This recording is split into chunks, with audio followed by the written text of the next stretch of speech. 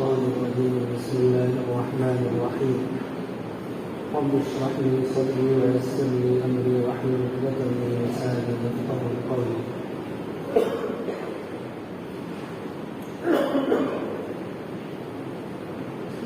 میرے محترم بزرگوں، دینی اور ایمانی بھائیوں،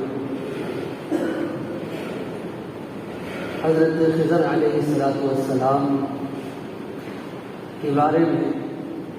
جمہور علماء کا یہ موقف ہے کہ وہ اللہ کے نبی تھے،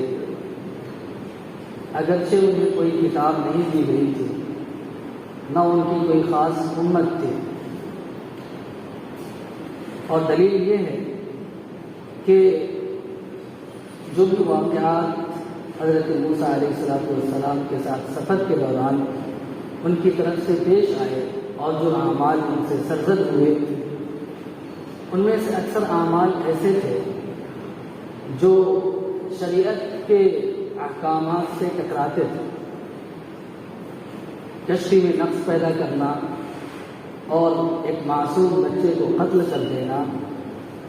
یہ ایسا عمل تھا جو شریعت میں ناجائز اور حرام ہے۔ تو ان کا جو یہ عمل تھا شریعت کے خلاف تھا، اور شریعت کے حکم سے استثناء بجز وحی کے کسی اور چیز سے نہیں ہو سکتی۔ اللہ تبارک و تعالی نے جہاں پر اپنے بندوں کو منتخب کر کے ہدایت اور شریعت کے اصول عطا فرماتا ہے اور اپنے بندوں کی اصلاح کے لیے انسانوں میں ہی سے کسی کو منتخب کرتا ہے، اور عام طور پر نبیوں کو جب منتخب کیا جاتا ہے تو قوموں کی ہدایت کے لیے، ان کی اصلاح کے لیے ان کو منتخب کیا جاتا ہے اور انسانوں کے درمیان ہی مبعوث کیا جاتا ہے۔ تو نبیوں کا اور رسولوں کا یہ کام اور یہ ذمہ داری ہوتی ہے۔ لیکن کچھ اعمال ایسے بھی ہیں اور کچھ چیزیں ایسی بھی ہیں جن کو انجام دینے کے لیے اللہ تبارک و تعالیٰ نے اپنے فرشتوں کو مقرر فرمایا ہے، لیکن فرشتوں کے ساتھ ساتھ کچھ ایسے بھی اعمال ہیں جن کو انجام دینے کے لیے اپنے نبیوں میں سے ہی کسی خاص بندے کو منتخب کر لیتا ہے۔ جیسے حضرت خضر علیہ السلام کو اللہ تبارک و تعالیٰ نے تکوینی امور سے متعلق، کائناتی امور سے متعلق کچھ امور کے لیے منتخب فرمایا تھا۔ تفسیر مظہری میں حضرت قاضی ثناء اللہ قانی پتی رحمۃ اللہ علیہ نے اس بات کو واضح فرمایا ہے،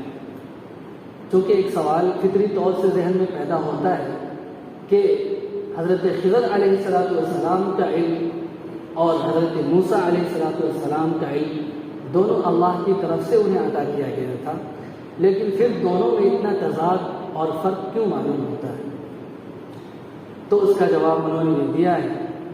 کہ نبیوں اور رسولوں کو مبعوث کر کے اللہ تبارک و تعالیٰ شریعت اور ہدایت کی ذمہ داریاں ان کے کاندھے پر ڈالتا ہے، اور بعض لوگوں کو منتخب کر کے تکوینی امور اور تکمیلی خدمات انجام دینے کے لیے ان کو منتخب فرماتا ہے۔ جیسے حضرت خضر علیہ السلام کے ساتھ ہوا کہ کائنات سے متعلق کچھ چیزیں، یعنی کسی کو ڈبانا ہو، کسی کو ڈوبنے سے بچانا ہو، یا کسی کو عروج عطا کرنا ہو، کسی کو زوال سے ہمکنار کرنا ہو، یا اس طرح کے جو بھی جزئی واقعات ہوتے ہیں چھوٹے موٹے، اس طرح کے کاموں کے لیے اللہ تبارک و تعالیٰ کسی کو منتخب فرما لیتا ہے۔ اس کام کے لیے اللہ تبارک و تعالیٰ نے حضرت خضر علیہ السلام کو منتخب فرمایا تھا۔ اب چونکہ نبی کا علم تشریعی ہوا کرتا ہے اور ہدایت اور دین سے متعلق ہوتا ہے، اس لیے نبی کو تکوینی امور کا علم نہیں ہوتا، اور جب وہ اس طرح کے اعمال دیکھتا ہے تو فوراً وہ اپنا رد عمل ظاہر کرتا ہے۔ جیسے اس واقعے میں آپ نے دیکھا کہ حضرت موسیٰ علیہ السلام نے وعدہ تو کر لیا کہ ہم آپ کی مخالفت نہیں کریں گے اور آپ کی خلاف ورزی نہیں کریں گے، لیکن پھر جب کچھ اعمال ایسے ظاہر ہوئے حضرت خضر علیہ السلام سے جو شریعت سے متعلق معلوم ہوئے، انہوں نے یہ دیکھا کہ کشتی کے اندر انہوں نے نفس پیدا کر دیا، ایک پٹرا نکال دیا اور ایسا محسوس ہوا کہ پانی اندر داخل ہو جائے اور کشتی والے ڈوب جائیں، تو انہوں نے فوراً نکیر کی کہ اے حضرت خضر، آپ نے یہ کیا کیا؟ انہوں نے ہمارے ساتھ حسن سلوک کیا، بغیر کرائے کہ ہمیں اس پر سوار کر لیا، چاہیے تو یہ تھا کہ ہم ان کا اچھے سے اچھا بدلہ دینے کی کوشش کرتے، جائے کہ بدلہ دینے کے آپ نے اس کے اندر نقص پیدا کر دیا۔ تو بظاہر یہ عمل شریعت کے خلاف معلوم ہوا۔ پھر آگے چل کر بچے کو جو انہوں نے قتل کیا، وہاں پر بھی حضرت موسیٰ علیہ السلام دینی جذبات کے تحت مغلوب ہو کر یہ بول پڑے اور ان سے یہ برداشت نہیں ہوا، چونکہ کسی بچے کو یا کسی بھی انسان کو ناحق قتل کرنا یہ شریعت کے اندر حرام ہے۔ تو حضرت موسیٰ علیہ السلام نے وہاں پر بھی ان پر اعتراض کیا کہ آپ نے اس بچے کو کیوں قتل کر دیا؟ حضرت خضر نے کہا کہ میں نے آپ سے پہلے ہی کہا تھا کہ آپ ہمارے ساتھ سفر نہیں کر سکیں گے، اس لیے کہ ہمارا علم الگ ہے اور آپ کے علم کی نوعیت الگ ہے۔ بہرحال تو کچھ چیزیں ایسی ہوتی ہیں امور تکوینی سے متعلق، کائنات کے نظام سے متعلق، جن کو انجام دینے کے لیے اللہ تبارک و تعالیٰ کسی بندے کو منتخب فرما لیتا ہے، جیسے حضرت خضر کو یہاں پر منتخب فرمایا گیا تھا۔ تو جمہور علماء کے مطابق یہ نبی تھے، اگرچہ ان کو کوئی خاص شریعت عطا نہیں کی گئی تھی اور کوئی کتاب ان کو نہیں عطا کی گئی تھی۔ بعض چیزیں غیبی امور سے متعلق کسی ولی کو یا کسی پارسا انسان کو معلوم ہو جاتی ہیں، اللہ تبارک و تعالیٰ ان کو الہام کے ذریعے سے یا کشف و کرامت کے ذریعے سے کچھ چیزیں بتلا دیتا ہے، لیکن نبیوں کا جو عمل ہوتا ہے وہ حجت اور دلیل ہوا کرتی ہے۔ اور رہا مسئلہ ولیوں کا یا نیک لوگوں کا، تو ان سے چاہے کسی بھی طرح کے اعمال ظاہر ہو، کرامت ظاہر ہو، یہ شریعت کے اندر حجت اور دلیل نہیں بنتی ہے۔ دلیل اور حجت اللہ کے نبی کا قول یا عمل بنتا ہے۔ اس لیے یہ نہیں کہا جا سکتا اگر کوئی ولی یا کوئی نیک انسان شریعت کے خلاف عمل کرے اور یہ کہے کہ مجھے کرامت ہوئی ہے یا مجھے کشف ہوا ہے یا الہام ہوا ہے اس لیے میں نے یہ عمل کیا، یہ عمل ایسا کہنا یا ایسا کرنا بالکل باطل ہوگا اور شریعت کے خلاف ہوگا۔ نبی کا جو بھی قول یا عمل ہوتا ہے وہ وحی کی بنیاد پر ہوتا ہے، اور ولی پر چونکہ وحی نازل نہیں ہوتی لہٰذا اس کا یہ دعویٰ کہ مجھے الہام ہوا ہے، کشف ہوا ہے، اور اس دعوے کی بنیاد پر اگر کوئی خلاف شریعت عمل وہ کرتا ہے تو وہ ناجائز ہوگا۔ یہیں سے یہ بات بھی معلوم ہو گئی کہ بعض لوگ یہ کہتے ہیں کہ شریعت الگ ہے اور طریقت الگ ہے، شریعت کے اندر کچھ چیزیں جائز ہوتی ہیں اور وہی چیزیں جو شریعت کے اندر جائز اور حلال ہوتی ہیں طریقت کے اندر حرام ہوتی ہیں، یا اس کے برخلاف کچھ چیزیں جو شریعت کے اندر حرام ہوتی ہیں شریعت کے اندر حلال ہوتی ہیں۔ بعض صوفیہ نے یہ دعویٰ کیا اور جنہوں نے تصوف کو بدنام کرنے کی کوشش کی اور غلط چیزیں تصوف کے اندر داخل کیا، ان کا یہ ماننا ہے، یہ کہا کرتے تھے کہ ولی کے لیے جائز ہے چاہے وہ برا عمل کرے، چاہے وہ کافرانہ مشرکانہ عمل کرے، چونکہ وہ اللہ کا ولی ہے، اس کو الہام ہوتا ہے، کشف ہوتا ہے، لہٰذا وہ ایسا عمل کر رہا ہے تو اس پر نکیر نہیں کرنی چاہیے، اس کو منع نہیں کرنا چاہیے۔ تو یہ بات بالکل سراسر غلط ہے، باطل ہے، اور اس کے اندر کفر اور معصیت چھپا ہوا ہے۔ تو پتہ یہ چلا کہ نبی کا عمل حجت اور دلیل ہوتی ہے اور ولی کا کوئی بھی عمل حجت اور دلیل شریعت کے اندر اور دین کے اندر نہیں ہوا کرتا ہے۔ حضرت موسیٰ علیہ السلام نے حضرت خضر سے یہ طالب علمانہ انداز میں درخواست کی کہ هل اتبعك على ان تعلمني مما علمت رشدا، کہ کیا میں آپ کی اتباع کر سکتا ہوں تاکہ وہ علم جو اللہ تبارک و تعالیٰ نے آپ کو عطا فرمایا ہے خصوصی انداز کا، وہ علم میں آپ سے سیکھوں۔ یہاں پر غور کیجیے کہ حضرت موسیٰ علیہ السلام ایک جلیل القدر پیغمبر ہونے کے اور حضرت خضر سے افضل ہونے کے باوجود بھی ایک طالب علم کے انداز میں ان سے درخواست کر رہے ہیں کہ ہم آپ کے ساتھ رہنا چاہتے ہیں اور جو خصوصی علم اللہ تبارک و تعالیٰ نے آپ کو عطا فرمایا ہے وہ علم سیکھنا چاہتے ہیں تو کیا مجھے اجازت ہے کہ میں آپ کے ساتھ سفر کروں، آپ کے ساتھ رہوں؟ اس لیے کہ ایک طالب علم کو چاہے وہ افضل ہو اپنے استاذ کی بے انتہا عزت اور احترام کرنی چاہیے۔ اس سے یہ سبق طالب علموں کو ملتا ہے، سیکھنے والوں کو ملتا ہے کہ جس سے کوئی شریعت اور دین سے متعلق علم سیکھا جا رہا ہے ان کا بے پناہ احترام کیا جائے، ان کا اکرام کیا جائے، چاہے سکھانے والا کم علم رکھتا ہو، کم فضل رکھتا ہو، کم مقام رکھتا ہو۔ قال انك لن تستطيع معي صبرا، حضرت خضر علیہ السلام نے جواب دیا کہ اے موسیٰ آپ ہمارے ساتھ سفر نہیں کر سکتے، میرے ساتھ صبر نہیں کر سکتے، اس لیے کہ آپ کا علم الگ نوعیت کا ہے، میرا علم الگ نوعیت کا ہے۔ وكيف تصبر على ما لم تحط به خبرا، اور آپ اس چیز پر کیسے صبر کر سکتے ہیں جس کا آپ کو علم نہ ہو۔ قال ستجدني ان شاء الله صابرا ولا اعصي لك امرا، حضرت موسیٰ علیہ السلام نے کہا کہ ان قریب آپ مجھے صبر کرنے والا پائیں گے اور میں آپ کی کسی بھی معاملے میں معصیت یا نافرمانی نہیں کروں گا۔ میں نے بتایا کہ حضرت موسیٰ علیہ السلام نے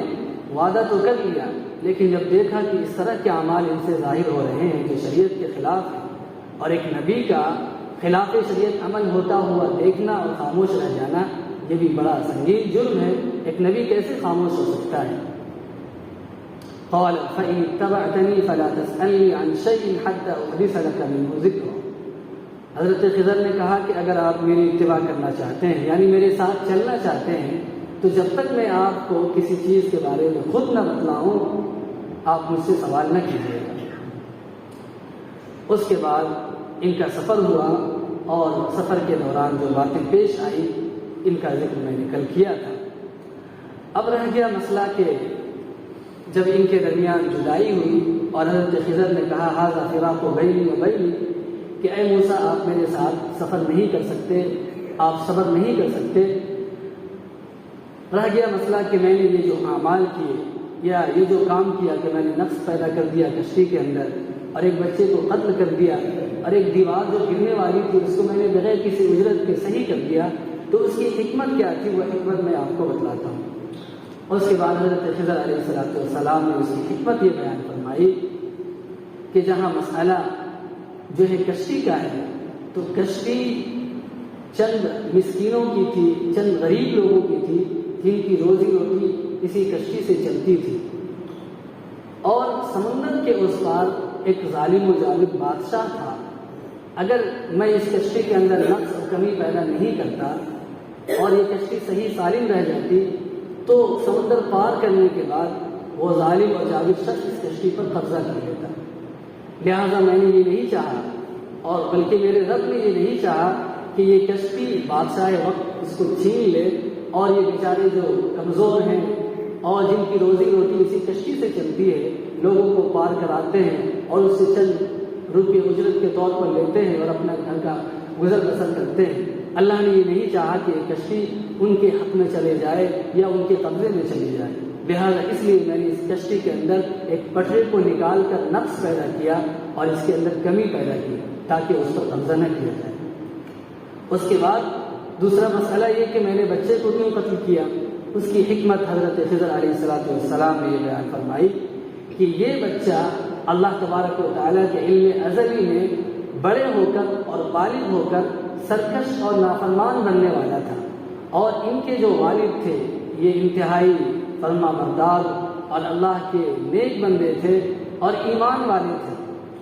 اگر یہ بچہ زندہ رہ جاتا تو یہ بڑے ہو کر اپنے ماں باپ کو آزمائش میں مبتلا کرتا ہے، اور چونکہ والدین کو اپنی بچے سے محبت ہوتی ہے اور محبت اور پیار ہوتا ہے، وہ اپنی محبت میں اپنے بچے کی محبت میں اس کے بعض کافرانہ اور مشرکانہ عمل کی وجہ سے وہ بھی جو ہے آزمائش میں مبتلا ہو جاتے ہیں۔ اس لیے اللہ تبارک و تعالیٰ نے چاہا کہ اس بچے کو قتل کر دیا جائے اور ان کے جو والدین نیک اور فرما بردار ہیں ان کے ایمان کی حفاظت اور سلامتی کی ضمانت لی جائے اور ان کو اس بچے کے کفر اور شرک والے عمل سے محفوظ رکھا جائے اور ان کو آزمائش میں مبتلا نہ کیا جائے۔ یہ تھی حکمت جس کی وجہ سے اللہ تبارک و تعالیٰ نے اس بچے کو قتل کرنے کا حکم دیا۔ اور یوں ہی نہیں کہ صرف قتل کر دیا گیا، بلکہ اللہ تبارک و تعالیٰ کی طرف سے یہ فیصلہ کیا گیا کہ اس بچے کو قتل کر دیا جائے گا، اور پھر اس بچے کے عوض میں ایک صالح اولاد ان لوگوں کو عطا کی جائے گی۔ اور مفسرین کرام نے لکھا کہ اس بچے کو قتل کرنے کے بعد یہ جو والدین تھے نیک اور ایمان والے، اللہ تبارک و تعالیٰ نے ان کو ایک لڑکی عطا فرمایا، اور اس لڑکی کے بطن سے ایک نبی پیدا ہوا، جس نبی سے اللہ تبارک و تعالیٰ نے دین کی بہت ساری خدمات لی، اور ایک بڑی امت کو اللہ تبارک و تعالیٰ نے اس نبی کے ذریعے سے ہدایت اور رہنمائی عطا فرمائی۔ تو یہ تھی وہ حکمت جس کی وجہ سے میں نے اس بچے کو قتل کر دیا۔ اس کے بعد تیسرا مرحلہ یہ تھا کہ میں نے دیوار کو بغیر کسی اجرت کے کیوں صحیح کیا۔ اس کی حکمت یہ بیان فرمائی کہ وہ دیوار کے نیچے ایک یتیم کا لغلامین، 2 یتیم بچوں کا خزانہ اس کے اندر چھپا ہوا تھا، اور ان کے جو والد تھے انہوں نے اپنے بچوں کے لیے جو یہ خزانہ دیوار کے نیچے گاڑ رکھا تھا، تاکہ میرے جانے کے بعد یہ یتیمی کی وجہ سے در در ٹھوکریں نہ کھائیں اور اپنی روزی روٹی کے لیے دوسروں سے سوال نہ کریں۔ اس لیے انہوں نے یہ خزانہ اس کے اندر گاڑ رکھا تھا۔ حضرت خضر نے فرمایا کہ اگر وہ دیوار گر جاتی تو دیوار گرنے کے نتیجے میں وہ خزانہ ظاہر ہو جاتا، اور پھر گاؤں کے لوگ جنہوں نے ہمارا اکرام نہیں کیا تھا، کھانے اور پینے کے لیے بھی نہیں پوچھا تھا، بلکہ ہم نے جب درخواست کی کہ ہمیں بھوک لگی ہے، ہمیں کھانے اور پینے کے لیے کچھ دیا جائے، تو انہوں نے انکار کر دیا۔ ایسے کمینے اور خسیس لوگ تھے اس گاؤں کے لوگ، اگر یہ دیوار گرتی اور خزانہ ظاہر ہوتا تو یہ لوگ اس خزانے پر قبضہ کر لیتے۔ اس لیے اللہ نے یہ نہیں چاہا کہ میں اس دیوار کو صحیح کرنے کے لیے کوئی اجرت حاصل کروں۔ مفسرین کرام نے یہاں پر یہ بات نقل فرمائی ہے کہ وہ جو خزانہ تھا وہ کیا تھا۔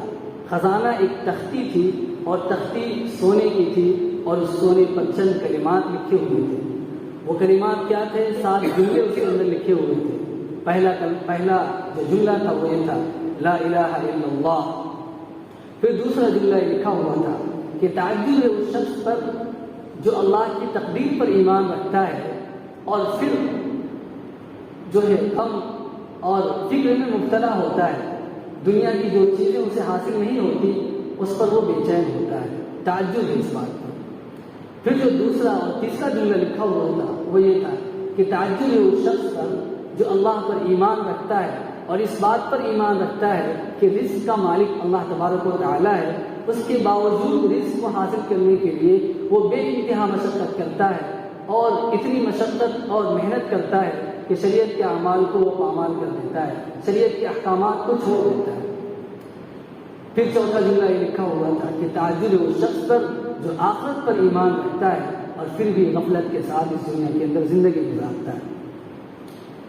اور تعجب ہے اس شخص پر جو قیامت کے دن پر یقین رکھتا ہے، اس کے باوجود قیامت کی اور حشر و نشر کی اور آنے والی دوسری زندگی کے لیے وہ تیاری نہیں کرتا۔ تو اس طرح کے جملے اس تختی کے اندر جو سونے کا تھا اس تختی کے اوپر لکھے ہوئے تھے، اور ان دونوں یتیم بچوں کے والد نے اس دیوار کے نیچے اس خزانے کو گاڑ رکھا تھا، تاکہ میرے مرنے کے بعد یہ خزانہ یہ دونوں بچے نکالیں اور اس کو استعمال کریں اور اپنی زندگی آسانی سے گزار سکیں۔ اللہ تبارک و تعالیٰ سے دعا کہ ان شاء اللہ توفیق